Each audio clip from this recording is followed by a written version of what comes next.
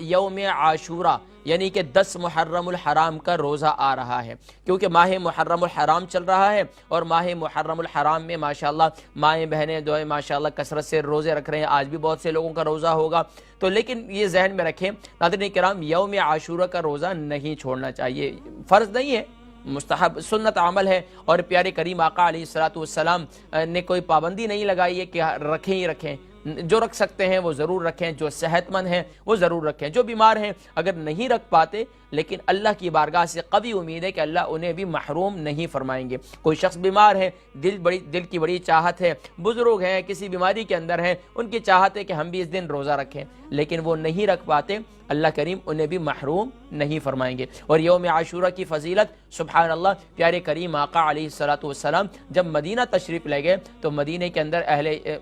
یہود کو دیکھا کہ وہ جو ہے اس دن روزہ رکھا کرتے تھے۔ پوچھا کہ اس دن کیوں روزہ رکھتے ہیں؟ فرمایا اس لیے کہ اس دن ہمیں بنی اسرائیل تھے، موسیٰ علیہ السلام کی قوم بنی اسرائیل کہلاتی ہے، فرمایا کہ اس دن ہمیں فرعون کے لشکر سے آزادی ملی تھی، تو اس پر شکرانے کے طور پر ہم اس کا روزہ رکھتے ہیں۔ تو اللہ کے نبی صلی اللہ علیہ وسلم نے، ہمارے پیارے نبی صلی اللہ علیہ وسلم نے صحابہ رضوان اللہ تعالی علیہم اجمعین سے ذکر کیا، ہم تو موسیٰ علیہ السلام کے زیادہ قریب ہیں،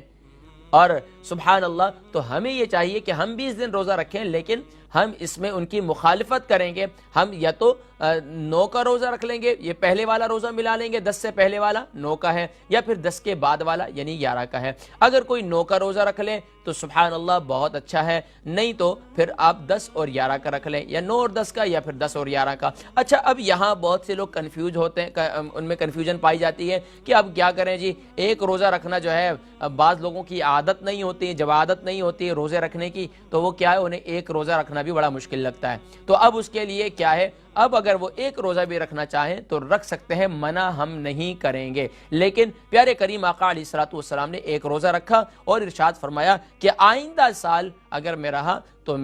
ہم اس کے ساتھ ایک روزے کا اضافہ کریں گے۔ سبحان اللہ، یہ پیارے کریم آقا علیہ السلام کی حدیث مبارکہ ہے۔ تو یوم عاشورہ کا روزہ رکھیں، اور یوم عاشورہ کی فضیلت بہت زیادہ ہے۔